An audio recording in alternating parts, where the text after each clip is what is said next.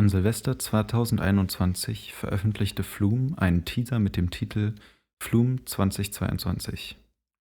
Ungefähr einen Monat später, am 2. Februar, veröffentlichte Flume die erste Single vom neuen Album. Der Titel Say Nothing. Der Track wurde gemeinsam mit einem Musikvideo veröffentlicht, welches von Jonathan Zawada und Michael Hilly produziert wurde. Dieses Video ist das Objekt unserer Analyse heute.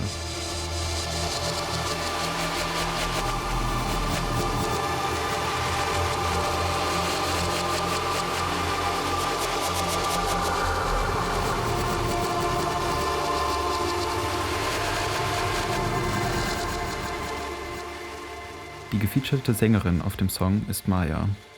Und neben den Make-up-Artists, Kameramenschen und Kreativdirektoren waren viele weitere Menschen in der Produktion des Videos involviert.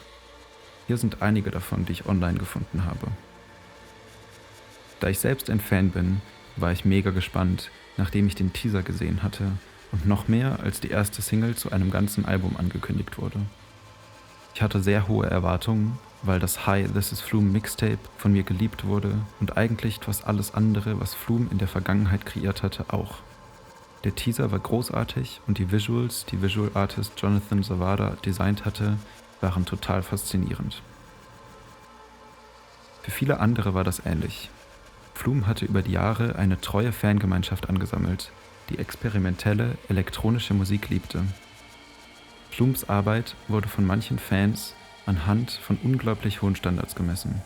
Von mir und anderen wurde von Flume erwartet, dass Flume etwas so Außergewöhnliches schafft, dass wir so etwas noch nie zuvor gehört haben würden. Alles am Sounddesign und Arrangement musste neu und innovativ sein. Flume war always ahead of the game, hatte nie einen schlechten Song. Die Fans waren bereit für ein unbeschreibliches Album mit experimentellen Tracks anstelle von Popsongs. Wir wollten Synths aus einem Granulator und verrückte Drops. Zusammengefasst wurde Flume als die Zukunft der elektronischen Musik gesehen und all unsere Hoffnung war auf diesen einen Song gesetzt. Dumm, ich weiß, aber eine Person hat es ganz gut in einem Kommentar zusammengefasst. I think everyone is disappointed because they saw Flume as an EDM producer. I've always just seen Flume as a producer. And this is a gorgeous song with lush and harsh sounds as usual. I got exactly what I was looking forward to. Jedenfalls, worauf wir uns alle freuten, war der Release der ersten Single Say Nothing. Es war für den Abend des Releases ein Livestream angekündigt, in dem die Single und weiteres gezeigt werden sollte. Der Livestream startete mit mehreren Minuten Ambient-Track als Hintergrundmusik. Nach 12 Minuten fängt eine Person in einem weißen Anzug an, einen weißen Raum zu dekorieren. Es wird ein Tisch vorbereitet, auf dem Palmblätter, Vögel und Motorradkleidung liegen. Zuletzt wird noch ein bunt lackiertes Motorrad hereingeschoben, bevor dann Flume in einer Vollmontur Motorradkleidung in den Raum tritt. Uns werden Stichwortkarten gezeigt, die ein neues Album ankündigen, und Say Nothing sei der erste Track von diesem Album. Anschließend wird ein Flume-typisches Icon gezeigt mit einem 2-minütigen Countdown. Also, mal schauen, ob meine und unsere Erwartungen an die Single erfüllt wurden.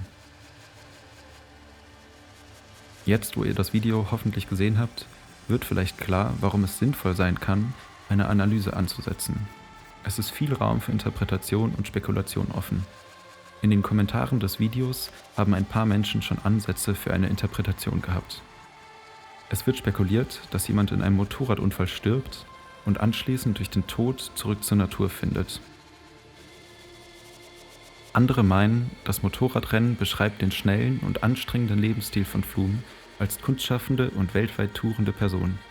Solch ein Lebensstil sei durch namenslose Gesichter begleitet. Diese beobachten eine Vorführung, die durch die hohen Ansprüche und Erwartungen gefährlich ist und eine Projektionsfläche und Maske für Flume schafft. Aber ich hatte das Gefühl, es steckt noch einiges mehr dahinter, auch wenn ich den Kommentierenden in den Ideen und Ansätzen zu großen Teilen zustimme. Der Interpretationsansatz, der meiner Meinung nach der eigentlichen Intention von Michael Hilly, Flume und Zawada am nächsten kommt, ist folgender. Die Erde und ihre Natur sind in einem Rennen mit der Menschheit. Es geht um die Zerstörung der Natur, den Tod der Menschheit und den Mangel an Naturverbundenheit, den die Menschheit im Alltag hat.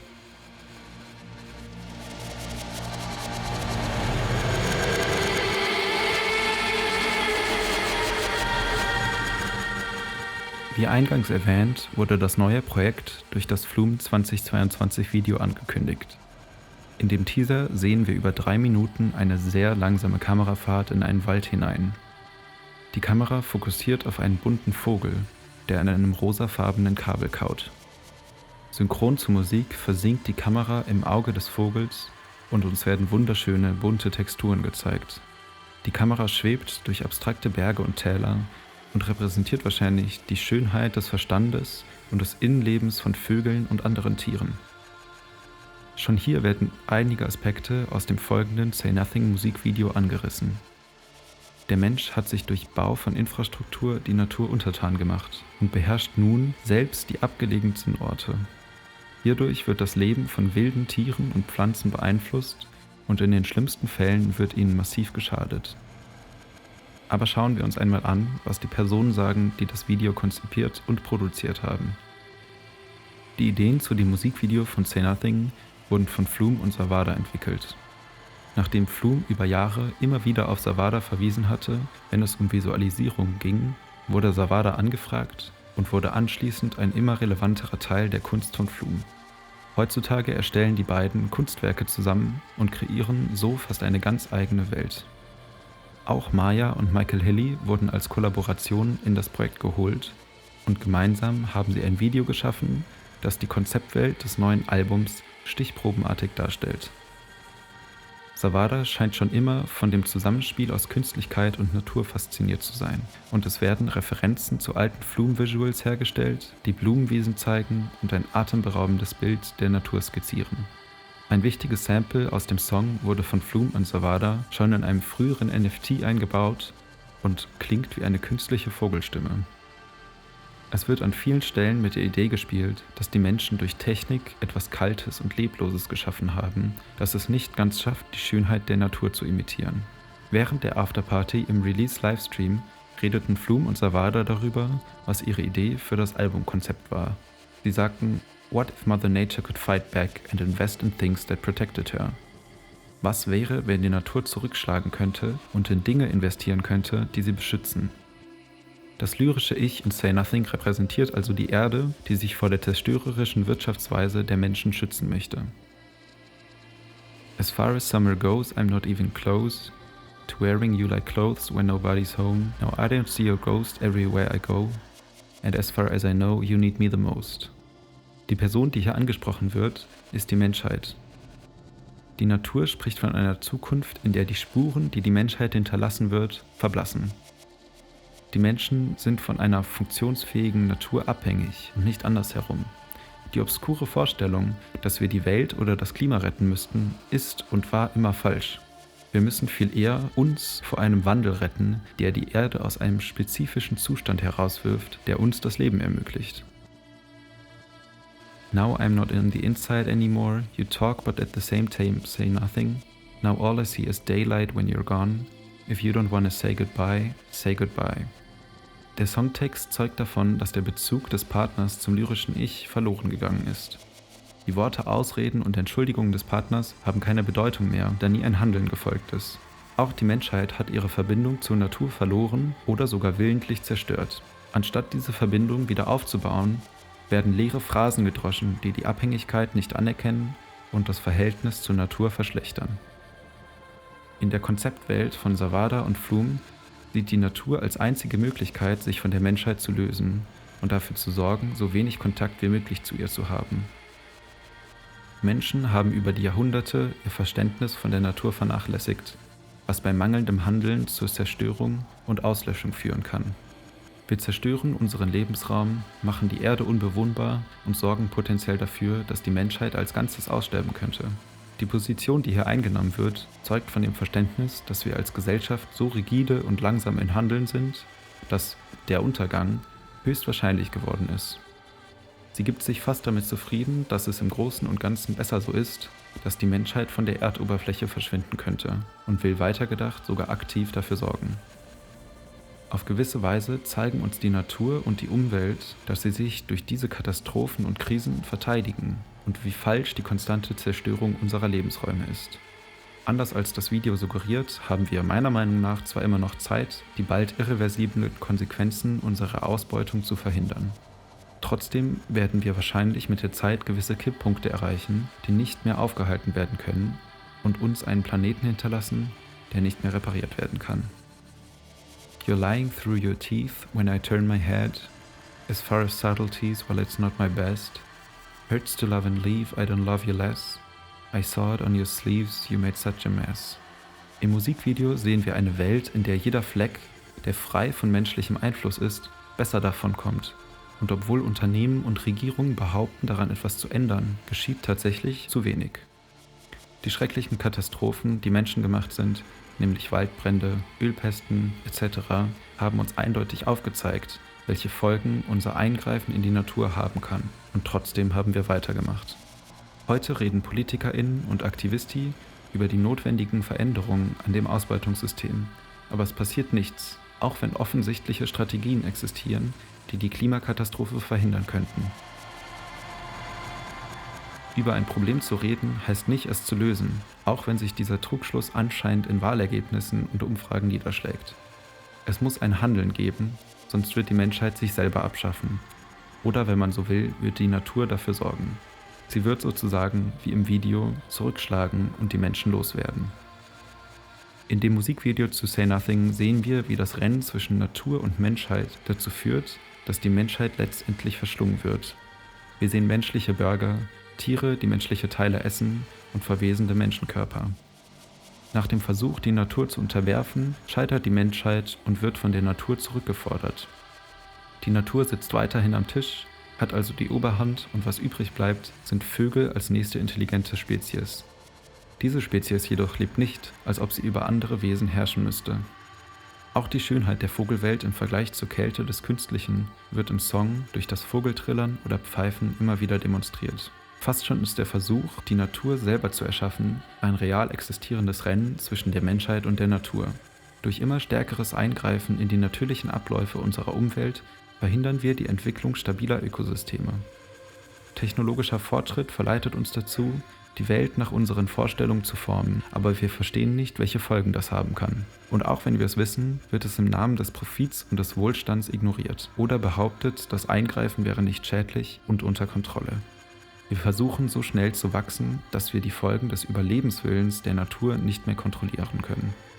Mit Überlebenswille meine ich nicht, dass die Natur denkt oder fühlt, wie ein Mensch es tut. Auch nicht, dass sie bewusst handelt. Stattdessen meine ich, dass unsere Zerstörung dazu führt, dass die natürlichen Abläufe unserer Umwelt sich anpassen müssen. Parasiten und Schädlinge dringen in geschwächte Ökosysteme ein, die wir zerstört haben, und Stürme und Flutkatastrophen zerstören unsere Küsten. Wenn Menschen Infrastruktur bauen, die nicht an ihre Umwelt angepasst ist, wird versucht, den Lebensraum von Tieren und Pflanzen zu erobern und dort Ordnung zu schaffen. Wenn Gesellschaften versuchen, immer mehr in ihrer Umwelt zu kontrollieren, dass sie nicht verstehen, werden sie Ökosysteme so weit reduzieren müssen, dass diese Systeme irgendwann kippen werden. Das sehen wir bei kleinen bis großen Wäldern, Seen, Feldern, Mastbetrieben, Plantagen und so weiter und so fort. Das Bild, was im Video gemalt wird, ist eine mögliche Zukunft, die der Menschheit bevorstehen könnte. Flume und Savada experimentieren mit den Gedanken, dass die Menschheit zu künstlich und der Natur fremd geworden ist. Die Natur ist mit sich selbst im Reinen, aber der Mensch will nicht so richtig reinpassen. Er wirkt in seiner modernen Variante fehl am Platz, als würden die Menschen der Schönheit der Natur widersprechen und so den Blick auf die perfekte Landschaft irritieren. Now I'm not on the inside anymore, you talk but at the same time say nothing. Now all I see is daylight when you're gone. If you don't want to say goodbye, say goodbye. Im Songtext geht es um einen Partner, der nicht akzeptieren will, dass die Beziehung vorbei ist. Der Partner hat dem lyrischen Ich wehgetan und hat es dazu gebracht, sich immer wieder selbst zu hinterfragen.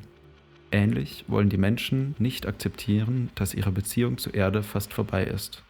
Die Kommunikation in Form von Respekt und Verständnis mit unserer Umwelt ist nicht vorhanden oder zumindest nicht gut genug. Es geht bei Nachhaltigkeit nicht nur darum, die natürlichen Grenzen perfekt auszureizen, um den eigenen Vorteil zu mehren, sondern um ein Gleichgewicht von Fortschritt und Genügsamkeit. Pflanzen und Tiere sind genauso kompliziert und schön, wie Menschen es auch sind, und das sollte auch im Alltag so gezeigt werden. Wenn Menschen diese Wahrheit nicht sehen können, sind sie so weit von einem natürlichen Selbstverständnis entfernt, dass es besser wäre, wenn die Welt ohne die Menschheit existiert. Zum Teil werden diese Ideen im Say Nothing Musikvideo untermalt, an anderen Punkten fühlt sich das Video fast wie eine überzogene Version oder eine Parodie davon an. Wir sehen eine Natur, die sich verteidigt und sogar aktiv zurückschlägt. Say nothing, no running back, say nothing, if you don't wanna say goodbye, say nothing.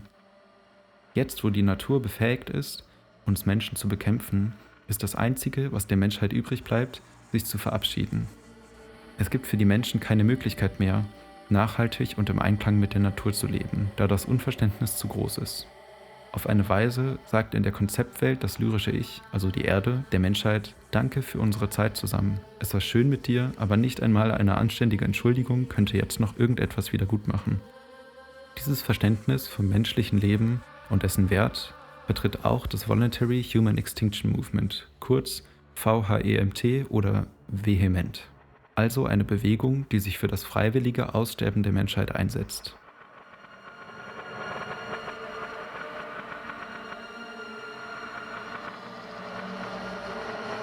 Im Afterparty-Interview spricht Flume etwas über die ersten Gedanken, die bei der Produktion vom Album Palaces aufkamen.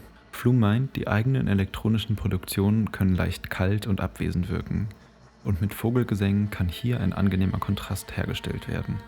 Nachdem Flume während der Corona-Pandemie zurück nach Australien in Savadas Nachbarschaft gezogen war, wollten die beiden die Tierwelt und die Natur zelebrieren und sich mit der Aufnahme von Naturklängen wieder an diese annähern.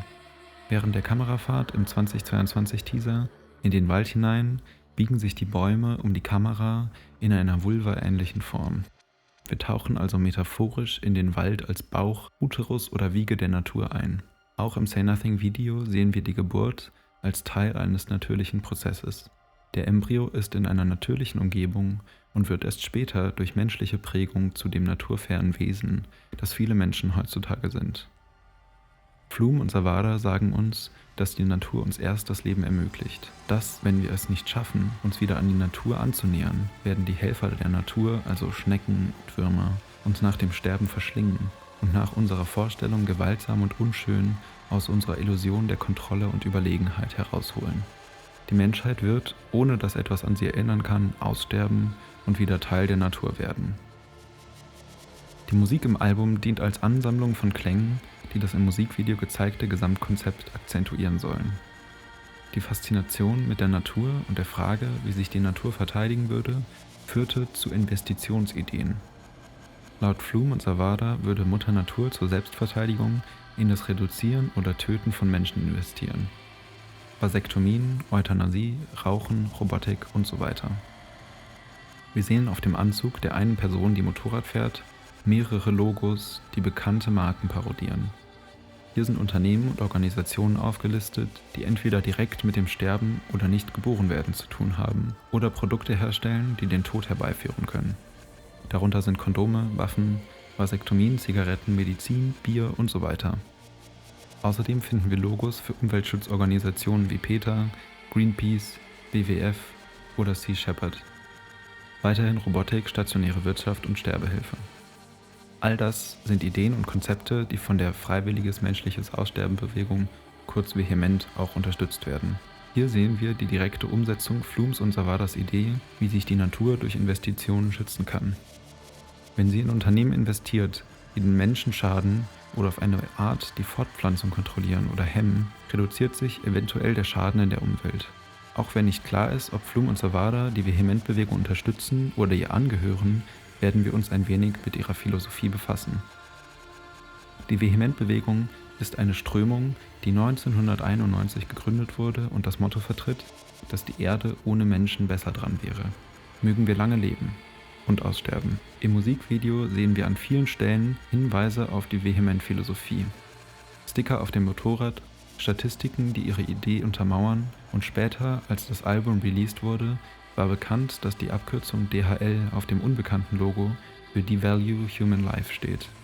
Die Hauptziele der Vehement-Bewegung sind: die Richtung der zivilisatorischen Entwicklung umkehren, Ressourcenkriege oder Hungersnöte verhindern und am wichtigsten der freiwillige Verzicht auf Fortpflanzung. Das alles tun sie, um ihrer Meinung nach Leid zu verhindern und weil es das einzig Logische sei. Auf der Website der Bewegung finden wir zu vielen typischen Fragen zu dem Thema Antworten, die die Thesen von Vehement unterstützen. Die Ansicht von Vehement ist, zusammengefasst so: Wenn wir weiter wachsen, würden Millionen von Menschen an Hunger oder Kriegen um lebensnotwendige Ressourcen sterben. Um das zu verhindern, reiche es nicht aus, die Bevölkerungszahl niedriger zu halten, da die Menschen zu clever und zu sehr gewillt sind, sich wieder stark zu vermehren.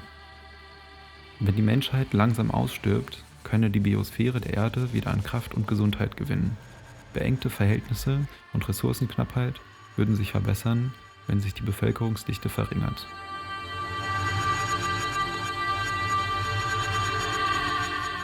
Eine Idee, die die Bewegung vertritt, ist, dass die Erde und ihre Biosphäre als ein Organismus gesehen werden können. Wir erklären universelle planetare Rechte, die der Erde eine rechtliche Körperschaft geben. Das schließt alle ein, die von der Biosphäre unseres Planeten abhängig sind, also nicht nur Menschen und Tiere, sondern auch Pflanzen und ganze Ökosysteme, wie Wälder. Diese sollten Rechte haben und von Menschen vor Gerichten vertreten und verteidigt werden können. Die Vorstellung ist, dass Klimaaktivisti und Umweltschützende ein dezentralisiertes System an rechtlicher Verteidigung für Ökosysteme bilden können und so beispielsweise in rechtlichen Fragen mit Unternehmen oder Regierungen vor Gericht ziehen können. Untermauert wird die Philosophie von Vehement durch verschiedene grafische Elemente im Musikvideo. Vor allem das eine Motorrad zeigt auf der Lackierung verschiedenste Diagramme und Statistiken zum Thema Mensch und Umwelt. Grob lesbar werden folgende Statistiken. Es gibt 29% Landmasse auf der Erdoberfläche. Davon sind 71% von Menschen bewohnbar und davon sind wiederum 50% für Landwirtschaft verwendet. Alles schön und gut, wenn wir die Natur und die Felder dazu nutzen würden, uns effizient zu ernähren. Aber 77% der Landwirtschaftsfläche wird zur Viehhaltung genutzt. Und doch machen Fleisch- und Milchprodukte nur 18% der Kalorienversorgung aus und nur 37% der Proteinversorgung. Nur 23% der Landwirtschaftsfläche werden also für Pflanzen verwendet. Aber diese Fläche macht ca. 80% der Kalorienzufuhr der Menschen aus. Es wird auch gezeigt, wie stark die Menschheit und der damit einhergehende Verbrauch von Ressourcen über die letzten Jahrzehnte gestiegen ist. Das mittlere Alter ist von 1950 bis heute von 24 auf 30 Jahre gestiegen und wird voraussichtlich bis 2100 auf 42 Jahre ansteigen. Der Energieverbrauch ist von 8 Terawattstunden um 1850 auf 180 Terawattstunden heute gestiegen. Die tierische Biomasse auf der Erde setzt sich zu 60% aus Vieh, 35% Menschen und nur zu 5% aus wilden Säugetieren oder Vögeln zusammen. Außerdem ist die menschengemachte Masse an Bauwerken und Infrastruktur ungefähr um 2020 auf dasselbe Niveau gestiegen wie alle Biomasse zusammengenommen. Das heißt auch Pilze, Bakterien, Tiere, Pflanzen, Viren und so weiter. Das ist ein 33-facher Anstieg der menschengemachten Masse seit 1900. Solche massiven Eingriffe in unsere Umwelt können nicht ohne Folgen bleiben. So beeindruckend es ist, wie schnell die Menschheit gewachsen ist und sich den Wohlstand durch technologischen Fortschritt erarbeitet hat, ist es auch eine Zerstörung von lebensnotwendigen Ökosystemen und ein geschaffenes Leiden schon heute unter Menschen und Tieren zugleich.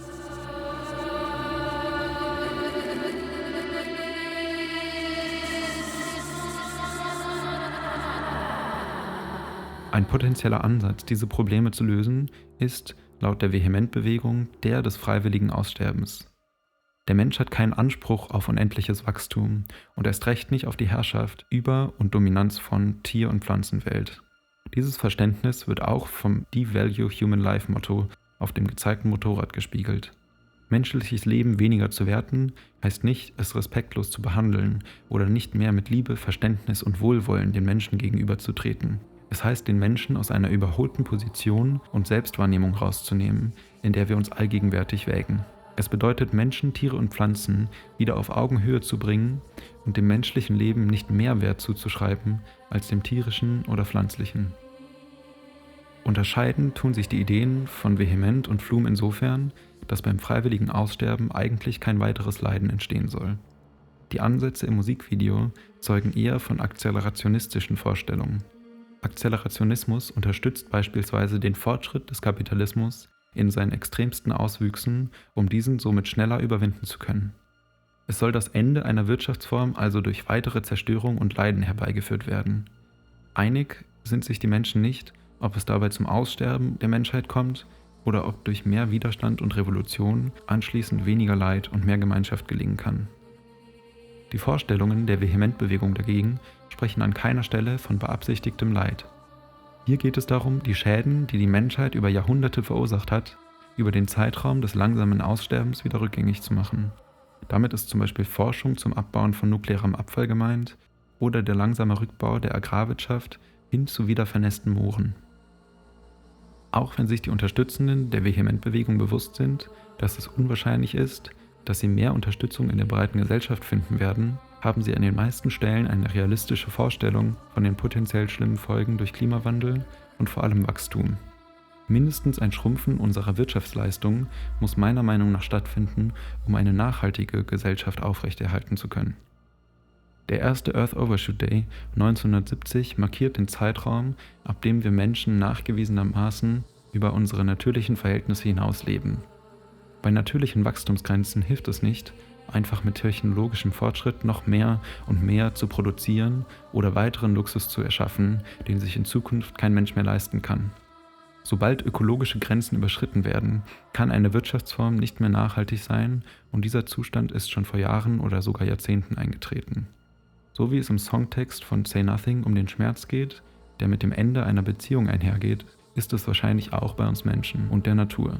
Wenn wir mit unserer Verbindung zur Natur Schluss machen, werden wir an den Folgen leiden, denn wir zerstören unsere eigene Lebensgrundlage. Ohne die Menschheit, wie sie heutzutage ist, wäre die Biosphäre der Erde definitiv gesünder. Ich war zwar nicht direkt zufrieden mit der neuen Single, aber nach mehrmaligem Hören gefiel mir der Track immer besser. Eins ist mir aber nach der Analyse noch einmal klar geworden. Wenn wir nicht wollen, dass eine durch Zerstörung selbst geschaffene, tödliche Natur uns verschluckt, müssen wir unsere Art zu leben drastisch ändern.